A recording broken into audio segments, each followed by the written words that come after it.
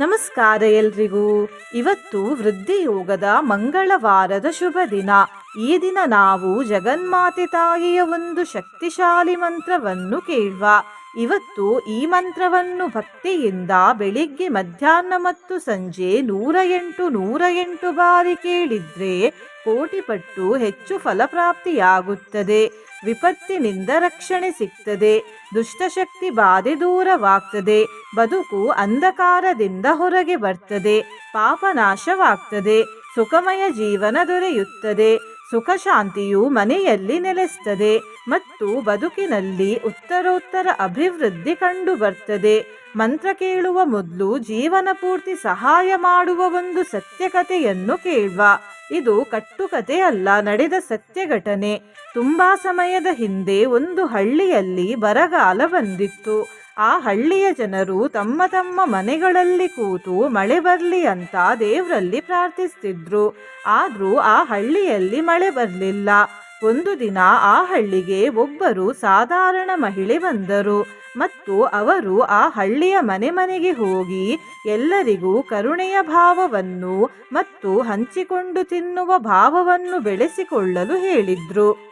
ಆ ಹಳ್ಳಿಯ ಜನರು ಅವರು ಹೇಳಿದಂತೆಯೇ ಮಾಡಲಿಕ್ಕೆ ಆರಂಭಿಸಿದ್ರು. ಸ್ವಲ್ಪ ದಿನಗಳ ನಂತರ ಆ ಮಹಿಳೆ ಪುನಃ ಜನರಿಗೆ ಹೀಗೆ ಹೇಳಿದ್ರು: ನೀವೆಲ್ಲರೂ ಒಂದೇ ಕಡೆಯಲ್ಲಿ ಸೇರಿ ಶುದ್ಧ ಮನಸ್ಸು ಮತ್ತು ಕರುಣಾಭಾವದಿಂದ ದೇವರಲ್ಲಿ ಪ್ರಾರ್ಥಿಸಿ ಎಂದು. ಜನರು ಅದೇ ರೀತಿ ಮಾಡಿದ್ರು. ತಕ್ಷಣ ಆ ಹಳ್ಳಿಯಲ್ಲಿ ಮಳೆ ಬಂತು ಮತ್ತು ಆ ಹಳ್ಳಿಯ ಜನರ ಬೆಳೆ ಉಳಿಯಿತು. ಈ ಪವಾಡವನ್ನು ನೋಡಿ ಜನರು ಆ ಮಹಿಳೆಯನ್ನು ಹುಡುಕ್ಲಿಕ್ಕೆ ಶುರು ಮಾಡಿದ್ರು. ಆಗ ಅವರಿಗೆ ದೇವಾಲಯದ ಬಳಿ ಒಂದು ದಿವ್ಯ ಜ್ಯೋತಿ ಕಾಣಿಸಿತು. ಆ ಜ್ಯೋತಿಯನ್ನು ನೋಡಿ ಜನರಿಗೆ ಆ ಮಹಿಳೆ ಗೌರಿ ತಾಯಿ ಅಥವಾ ಜಗನ್ಮಾತೆ ಎಂದು ಗೊತ್ತಾಯಿತು ಮತ್ತು ಅವರು ತಾಯಿಗೆ ನಮಸ್ಕರಿಸಿದ್ರು. ಈ ಕಥೆಯಿಂದ ನಾವು ಏನು ಕಲಿಯಬೇಕಂದ್ರೆ, ನಮಗೆ ದೇವರ ಆಶೀರ್ವಾದ ಬೇಕಿದ್ರೆ ಮತ್ತು ದೇವರು ನಮ್ಮ ಪ್ರಾರ್ಥನೆಯನ್ನು ಕೇಳಬೇಕಿದ್ರೆ ನಮ್ಮ ಮನಸ್ಸಿನಲ್ಲಿ ದಯೆಯ ಭಾವ ಇರಬೇಕು ಮತ್ತು ನಮ್ಮ ಮನಸ್ಸು ಶುದ್ಧವಾಗಿರಬೇಕು ಅಂತ. ನಿನ್ನೆ ನಾನು ಕೇಳಿದ ಪ್ರಶ್ನೆ, ಚಂದ್ರದೇವರಿಂದ ಶಿವದೇವರಿಗೆ ಸಿಕ್ಕಿರುವ ಹೆಸರೇನು ಎಂದು. ಈ ಪ್ರಶ್ನೆಗೆ ಸರಿ ಉತ್ತರ ಸಿ, ಎ ಮತ್ತು ಬಿ. ಸರಿಯುತ್ತರ ಕೊಟ್ಟವರಲ್ಲಿ ಒಬ್ಬರ ಹೆಸರು ರಘು ಕೆ ಭಟ್. ರಘು ಅವರೇ ಭಕ್ತಿ ಮಾಡುವುದನ್ನು ಬಿಡಬೇಡಿ ಅಂತ ಹೇಳ್ತಾ ಇವತ್ತಿನ ಪ್ರಶ್ನೆಯನ್ನು ನೋಡುವ. ಜಗನ್ಮಾತೆ ಎಂದರೇನು? ಎ, ಜಗತ್ತಿನ ಅಕ್ಕ. ಬಿ, ಜಗತ್ತಿನ ತಾಯಿ. ಸಿ, ಜಗತ್ತಿನ ತಂದೆ. ಡಿ, ಜಗತ್ತಿನ ಚಿಕ್ಕಮ್ಮ.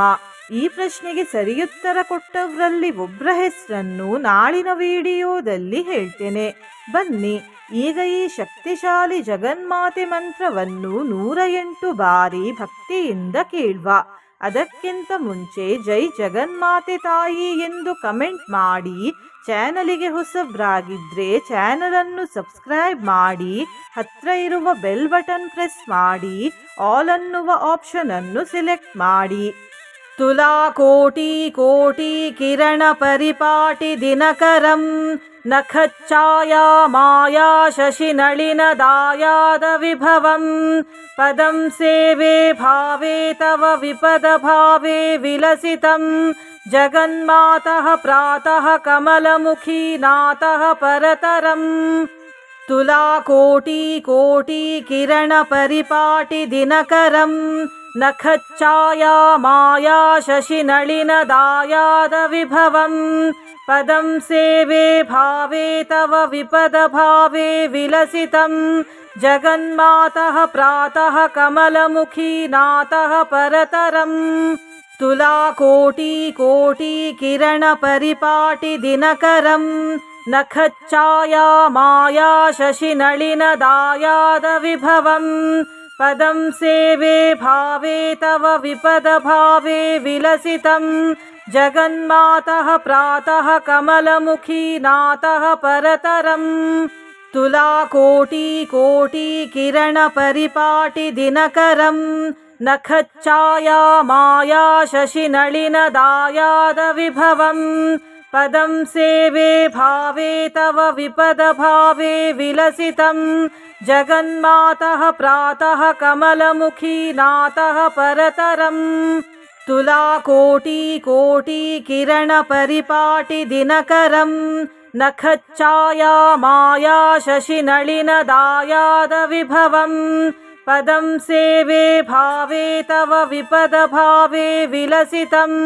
जगन्मातः प्रातः कमलमुखी नातः परतरम् तुलाकोटिकोटिकिरणपरिपाटिदिनकरं नखच्छाया माया शशिनलिनदायादविभवम् पदं सेवे भावे तव विपदभावे विलसितं जगन्मातः प्रातः कमलमुखी नातः परतरम् तुलाकोटिकोटिकिरणपरिपाटिदिनकरं नखच्छाया माया शशिनलिनदायादविभवम् पदं सेवे भावे तव विपदभावे विलसितं जगन्मातः प्रातः कमलमुखी नातः परतरम् तुलाकोटिकोटिकिरणपरिपाटिदिनकरं नखच्छाया माया शशिनलिनदायादविभवम् पदं सेवे भावे तव विपदभावे विलसितं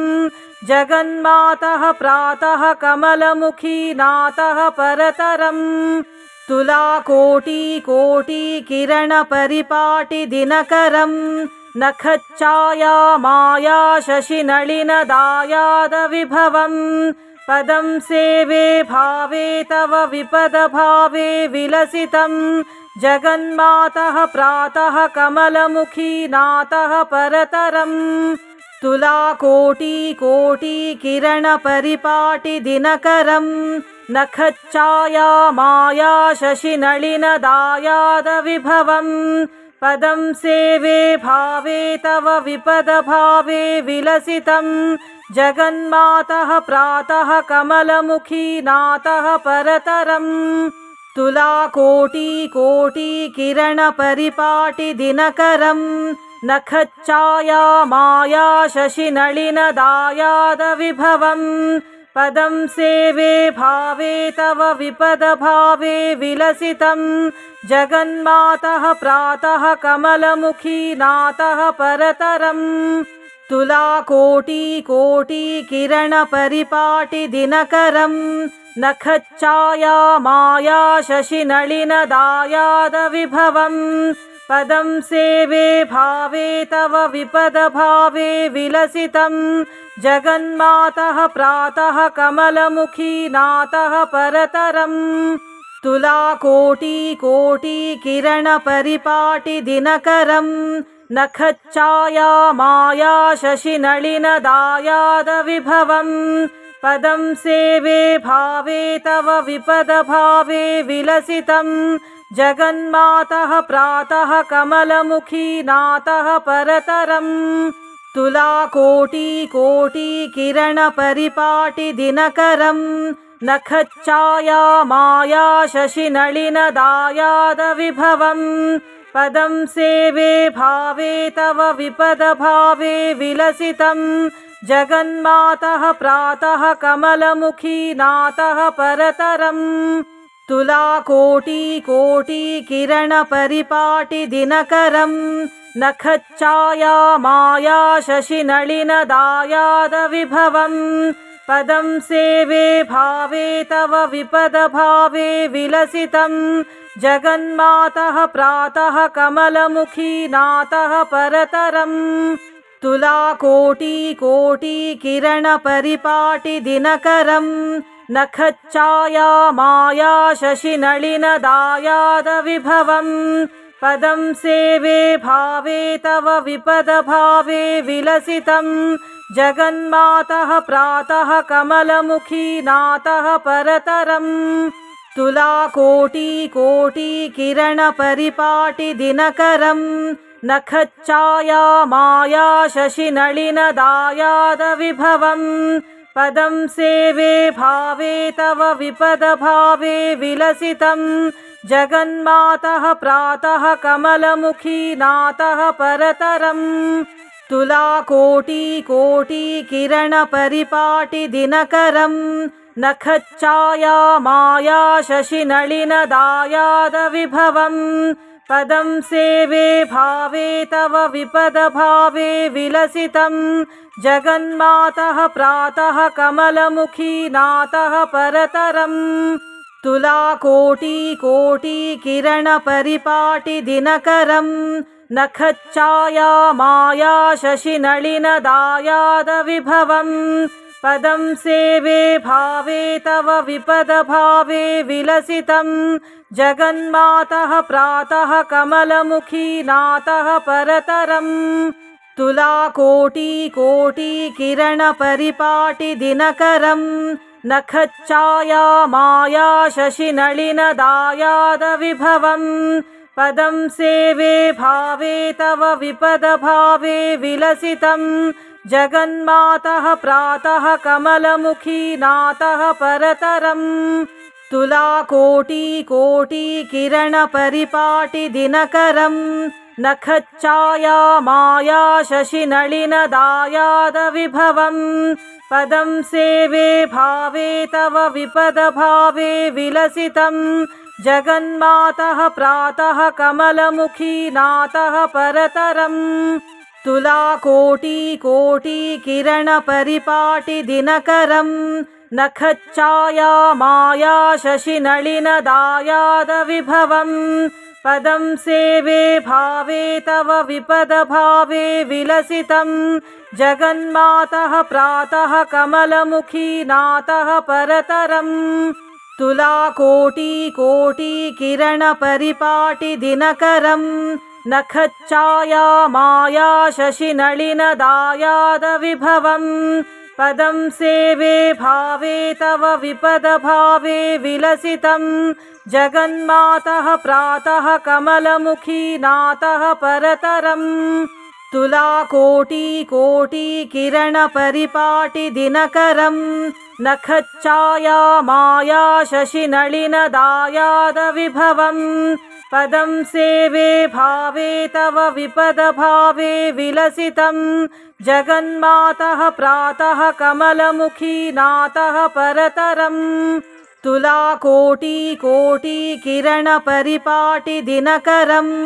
नखच्छाया माया शशिनलिनदायादविभवम् पदं सेवे भावे तव विपदभावे विलसितं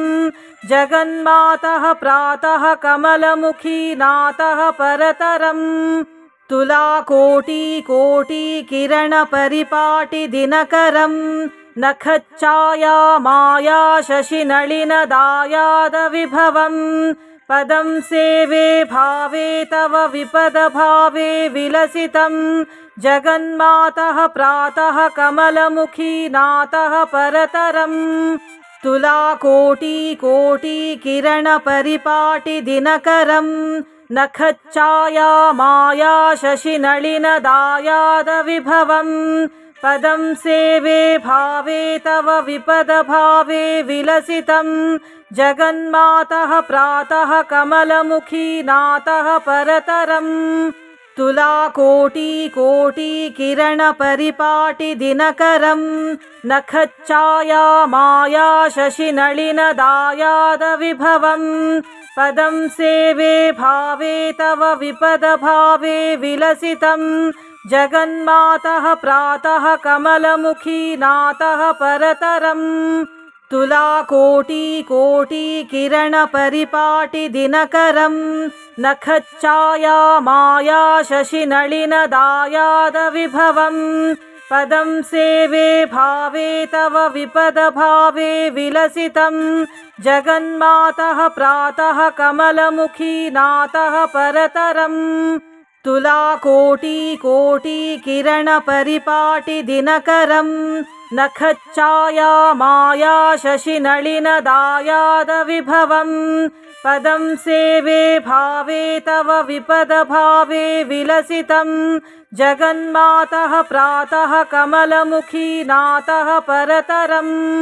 तुलाकोटिकोटिकिरणपरिपाटिदिनकरम् नखच्छाया माया शशिनलिनदायादविभवम् पदं सेवे भावे तव विपदभावे विलसितं जगन्मातः प्रातः कमलमुखी नातः परतरम् तुलाकोटिकिरणपरिपाटिदिनकरं नखच्छाया माया शशिनलिनदायादविभवं पदं सेवे भावे तव विपदभावे विलसितं जगन्मातः प्रातः कमलमुखी नातः परतरम् तुलाकोटिकिरणपरिपाटिदिनकरं नखच्छाया माया शशिनलिनदायादविभवं पदं सेवे भावे तव विपदभावे विलसितं जगन्मातः प्रातः कमलमुखी नातः परतरम् तुलाकोटिकिरणपरिपाटिदिनकरं नखच्छाया माया शशिनलिनदायादविभवं पदं सेवे भावे तव विपदभावे विलसितं जगन्मातः प्रातः कमलमुखी नातः परतरम् तुलाकोटिकिरणपरिपाटिदिनकरं नखच्छाया माया शशिनलिनदायादविभवं पदं सेवे भावे तव विपदभावे विलसितं जगन्मातः प्रातः कमलमुखी नातः परतरम् तुलाकोटिकिरणपरिपाटिदिनकरं नखच्छाया माया शशिनलिनदायादविभवं पदं सेवे भावे तव विपदभावे विलसितं जगन्मातः प्रातः कमलमुखी नातः परतरम् तुलाकोटिकिरणपरिपाटिदिनकरं नखच्छाया माया शशिनलिनदायादविभवं पदं सेवे भावे तव विपदभावे विलसितं जगन्मातः प्रातः कमलमुखी नातः परतरम् तुलाकोटिकिरणपरिपाटिदिनकरं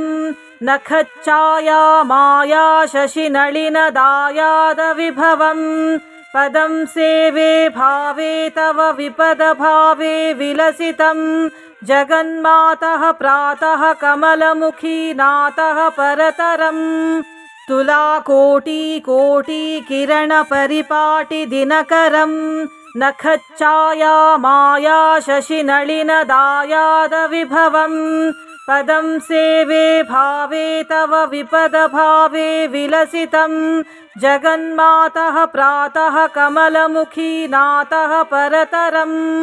तुलाकोटिकिरणपरिपाटिदिनकरं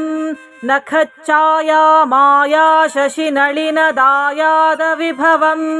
पदं सेवे भावे तव विपदभावे विलसितं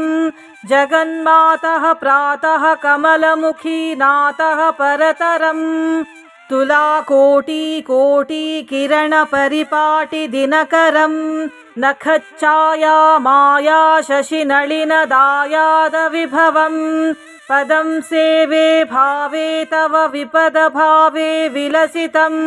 जगन्मातः प्रातः कमलमुखी नातः परतरम् तुलाकोटिकिरणपरिपाटिदिनकरं नखच्छाया माया शशिनलिनदायादविभवं पदं सेवे भावे तव विपदभावे विलसितं जगन्मातः प्रातः कमलमुखी नातः परतरम् तुलाकोटिकिरणपरिपाटिदिनकरं नखच्छाया माया शशिनलिनदायादविभवं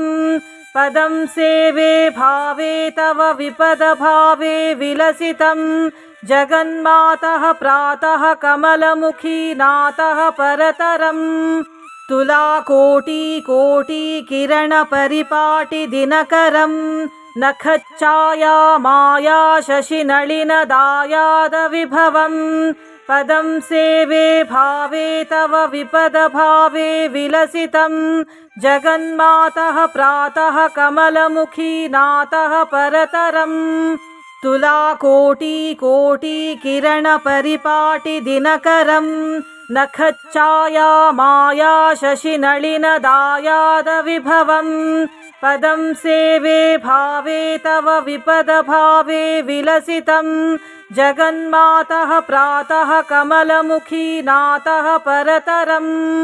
तुलाकोटिकिरणपरिपाटिदिनकरं नखच्छाया माया शशिनलिनदायादविभवम् पदं सेवे भावे तव विपदभावे विलसितं जगन्मातः प्रातः कमलमुखी नातः परतरम्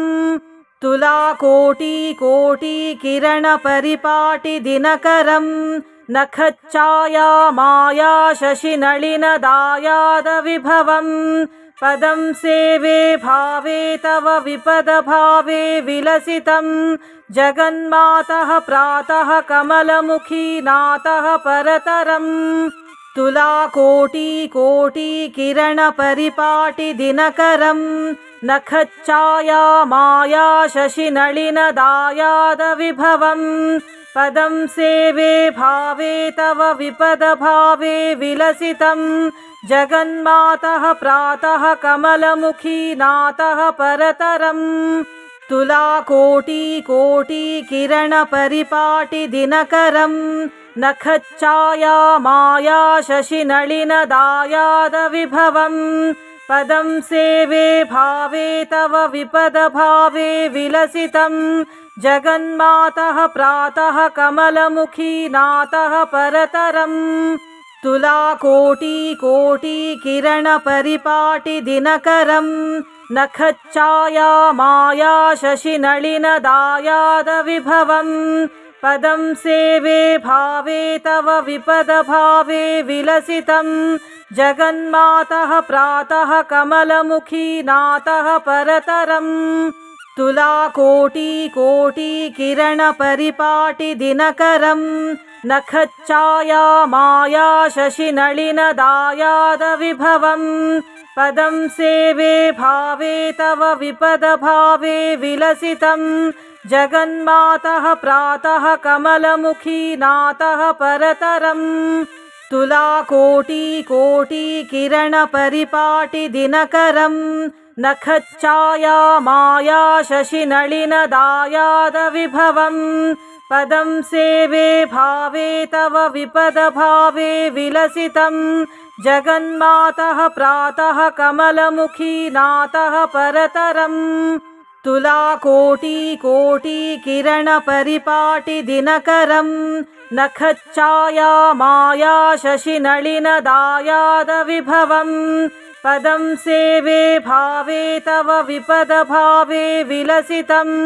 जगन्मातः प्रातः कमलमुखी नातः परतरम् तुलाकोटिकिरणपरिपाटिदिनकरं नखच्छाया माया शशिनलिनदायादविभवम्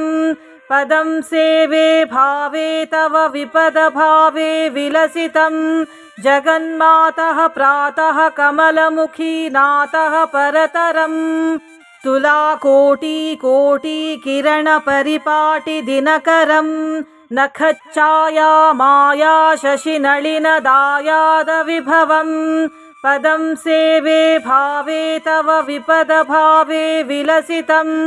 जगन्मातः प्रातः कमलमुखी नातः परतरम् तुलाकोटिकिरणपरिपाटिदिनकरं नखच्छाया माया शशिनलिनदायादविभवम् पदं सेवे भावे तव विपदभावे विलसितं जगन्मातः प्रातः कमलमुखी नातः परतरम् तुलाकोटिकिरणपरिपाटिदिनकरं नखच्छाया माया शशिनलिनदायादविभवम् पदं सेवे भावे तव विपदभावे विलसितं जगन्मातः प्रातः कमलमुखी नातः परतरम् तुलाकोटिकोटिकिरणपरिपाटिदिनकरम् नखच्छाया माया शशिनलिनदायादविभवम् पदं सेवे भावे तव विपदभावे विलसितम् जगन्मातः प्रातः कमलमुखी नातः परतरम् तुलाकोटिकोटिकिरणपरिपाटिदिनकरम् नखच्छाया माया शशिनलिनदायादविभवम् पदं सेवे भावे तव विपदभावे विलसितम्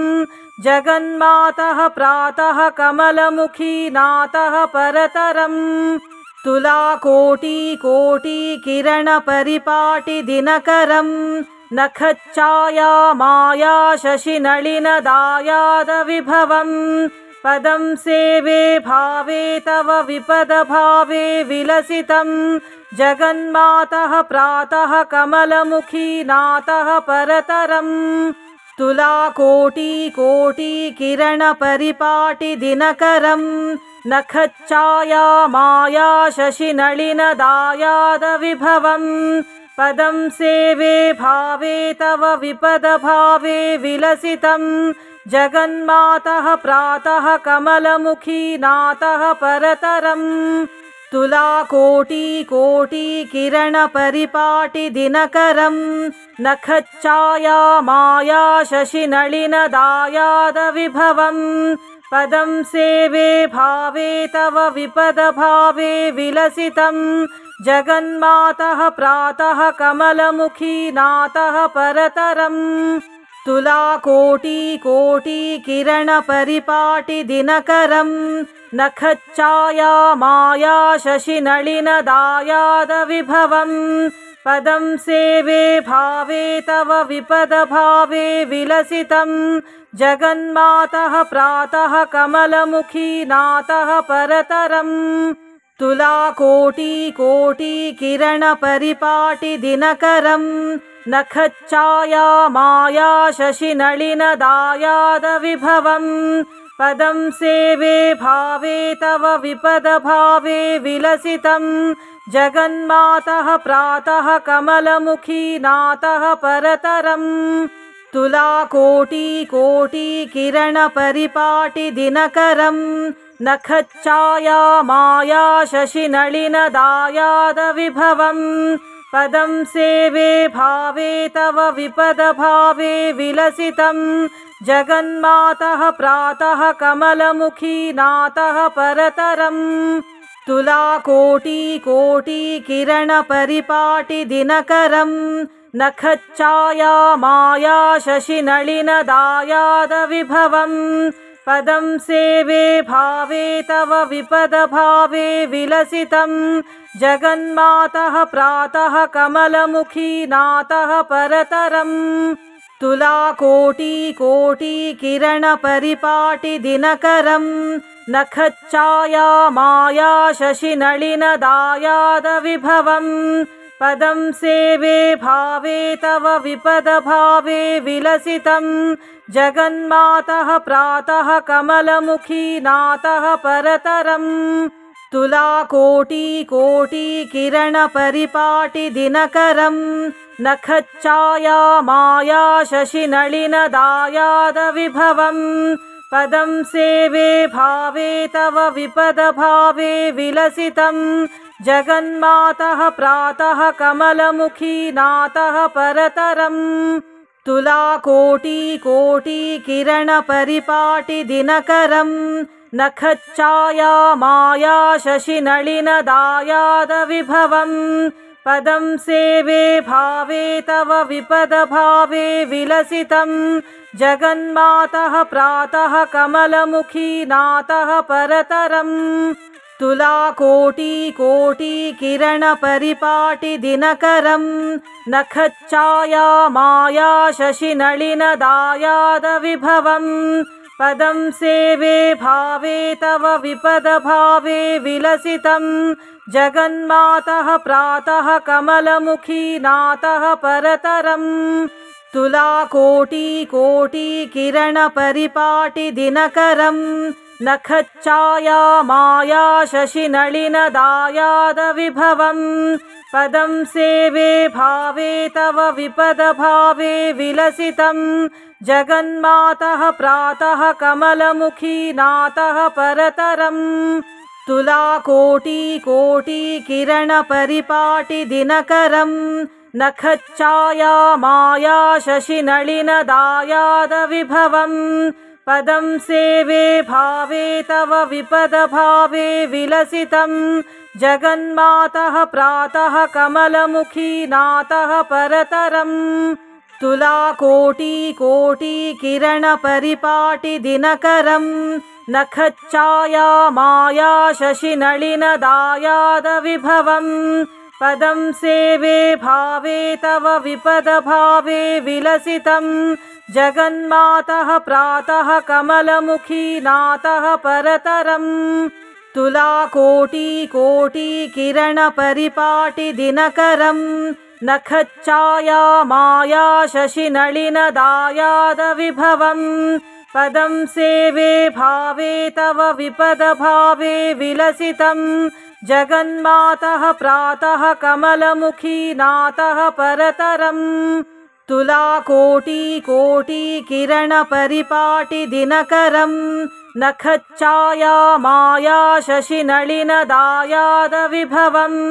पदं सेवे भावे तव विपदभावे विलसितं जगन्मातः प्रातः कमलमुखी नातः परतरम् तुलाकोटिकिरणपरिपाटिदिनकरं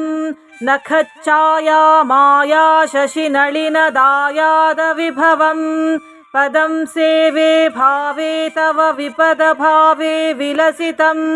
जगन्मातः प्रातः कमलमुखी नातः परतरम् तुलाकोटिकिरणपरिपाटिदिनकरं नखच्छायामाया शशिनलिनदायादविभवं पदं सेवे भावे तव विपदभावे विलसितं जगन्मातः प्रातः कमलमुखी नातः परतरम् तुलाकोटिकिरणपरिपाटिदिनकरं नखच्छायामाया शशिनलिनदायादविभवं पदं सेवे भावे तव विपदभावे विलसितं जगन्मातः प्रातः कमलमुखी नातः परतरम्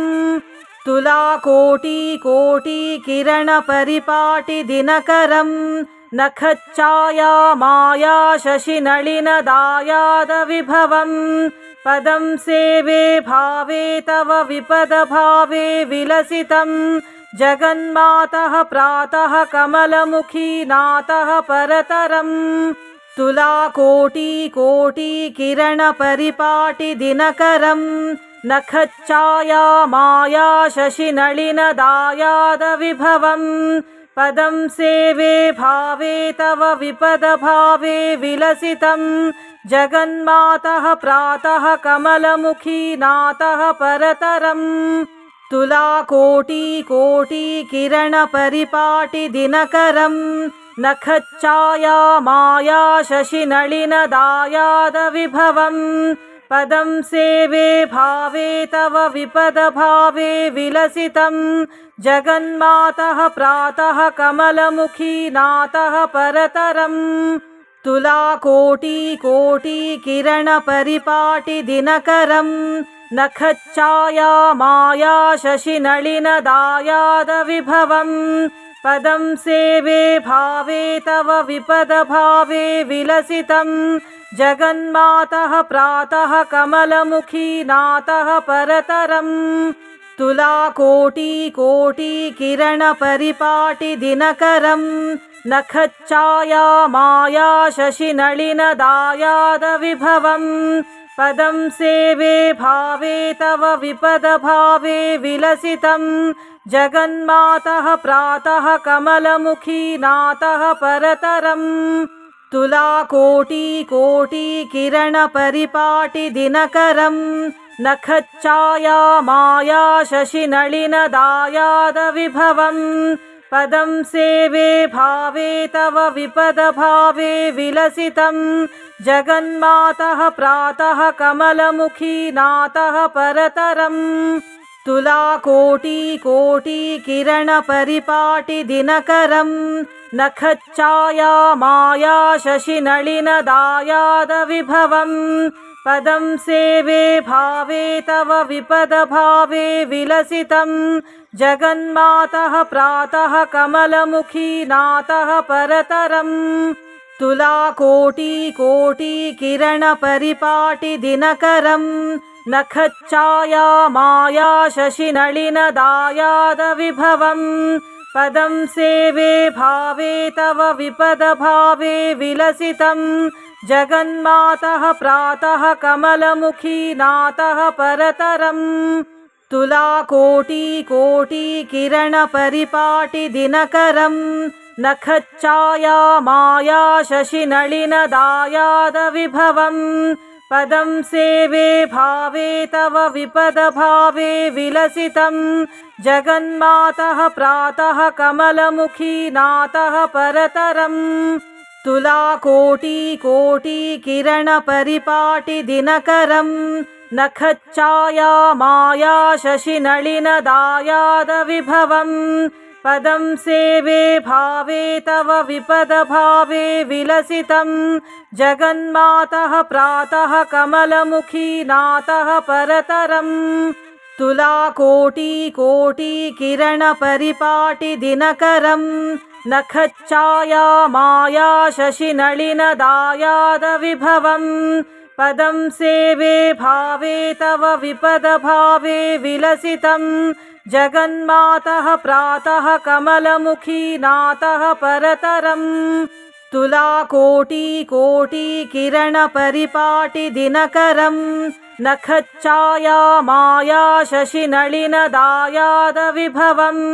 पदं सेवे भावे तव विपदभावे विलसितं जगन्मातः प्रातः कमलमुखी नातः परतरम् तुलाकोटिकोटिकिरणपरिपाटि दिनकरं नखच्छाया माया शशिनलिनदायादविभवम् पदं सेवे भावे तव विपदभावे विलसितं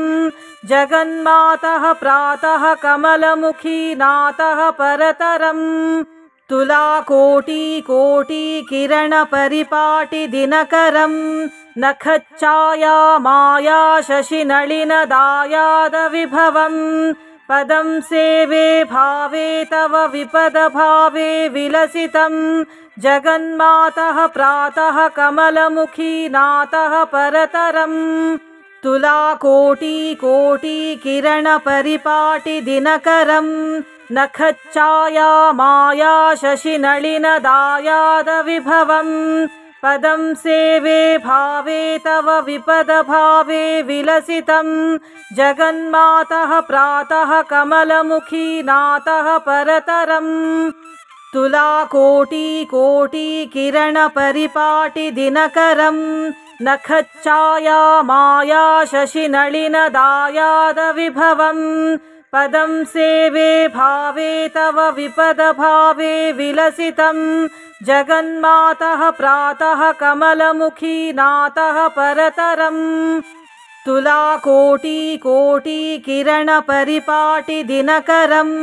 नखच्छाया माया शशिनलिनदायादविभवम् पदं सेवे भावे तव विपदभावे विलसितं जगन्मातः प्रातः कमलमुखी नातः परतरम् तुलाकोटिकोटिकिरणपरिपाटि दिनकरं नखच्छाया माया शशिनलिनदायादविभवम् पदं सेवे भावे तव विपदभावे विलसितं जगन्मातः प्रातः कमलमुखी नातः परतरम् तुलाकोटिकोटिकिरणपरिपाटि दिनकरं नखच्छाया माया शशिनलिनदायादविभवम् पदं सेवे भावे तव विपदभावे विलसितं जगन्मातः प्रातः कमलमुखी नातः परतरम् तुलाकोटिकिरणपरिपाटिदिनकरं नखच्छाया माया शशिनलिनदायादविभवम् पदं सेवे भावे तव विपदभावे विलसितं जगन्मातः प्रातः कमलमुखी नातः परतरम् तुलाकोटिकिरणपरिपाटिदिनकरं नखच्छाया माया शशिनलिनदायादविभवम् पदं सेवे भावे तव विपदभावे विलसितं जगन्मातः प्रातः कमलमुखी नातः परतरम् तुलाकोटिकिरणपरिपाटिदिनकरं नखच्छाया माया शशिनलिनदायादविभवम् पदं सेवे भावे तव विपदभावे विलसितं जगन्मातः प्रातः कमलमुखी नातः परतरम् तुलाकोटिकिरणपरिपाटिदिनकरं नखच्छाया माया शशिनलिनदायादविभवम् पदं सेवे भावे तव विपदभावे विलसितं जगन्मातः प्रातः कमलमुखी नातः परतरम् तुलाकोटिकिरणपरिपाटिदिनकरं नखच्छाया माया शशिनलिनदायादविभवम् पदं सेवे भावे तव विपदभावे विलसितं जगन्मातः प्रातः कमलमुखी नातः परतरम् तुलाकोटिकिरणपरिपाटिदिनकरं नखच्छाया माया शशिनलिनदायादविभवम् पदं सेवे भावे तव विपदभावे विलसितं जगन्मातः प्रातः कमलमुखी नातः परतरम् तुलाकोटिकिरणपरिपाटिदिनकरं नखच्छाया माया शशिनलिनदायादविभवम् पदं सेवे भावे तव विपदभावे विलसितं जगन्मातः प्रातः कमलमुखी नातः परतरम् तुलाकोटिकिरणपरिपाटिदिनकरं नखच्छाया माया शशिनलिनदायादविभवम् पदं सेवे भावे तव विपदभावे विलसितं जगन्मातः प्रातः कमलमुखी नातः परतरम् तुलाकोटिकिरणपरिपाटिदिनकरं नखच्छाया माया शशिनलिनदायादविभवम् पदं सेवे भावे तव विपदभावे विलसितं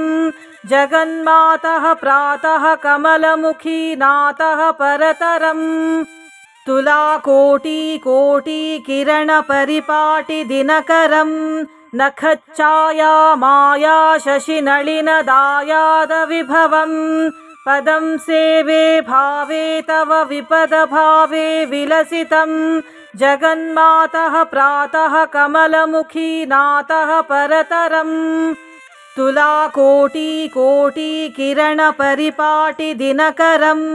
नखच्छाया माया शशिनलिनदायादविभवम् पदं सेवे भावे तव विपदभावे विलसितं जगन्मातः प्रातः कमलमुखी नातः परतरम्